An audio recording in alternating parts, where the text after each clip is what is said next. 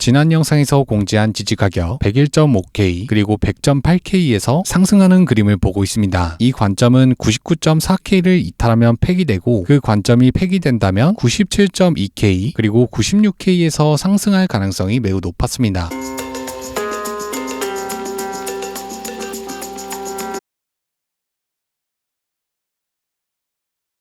안녕하세요, 뽕크입니다. 오늘도 제 관점을 말씀드릴 거고요. 그 전에 지난 관점 복귀 먼저 할게요. 자, 우선 이틀 전 영상, 당시 영상에서 공지한 지지 가격은 100.3K와 102.4K였고 그 구간을 이탈할 경우 최대 101.5K 그리고 100.8K에서 상승하는 그림을 봤습니다. 영상이 올라간 직후 하락했고 첫 번째 지지 구간을 지나 두 번째 지지 구간에서 반등하고 있습니다. 이어서 알트코인을 복귀해 볼게요. 4월 3일에 공지한 이더리움 지지 가격 1552와 1531 영상이 올라간 직후 하락했고 말씀드린 구간을 테스트한 뒤 크게 반등했습니다. 최저가로부터 89% 상승. 이어서 4월 23일에 공지한 스택스 지지 가격 0.738 스택스도 공지한 직후 하락했고 첫 번째 테스트에서 반등 이후 조정받으면서 다시 한번 테스트했지만 이번에도 크게 상승했습니다. 0.738로부터 45% 상승. 이어서 5월 9일에 공지한 스위코인 지지 가격 3.9104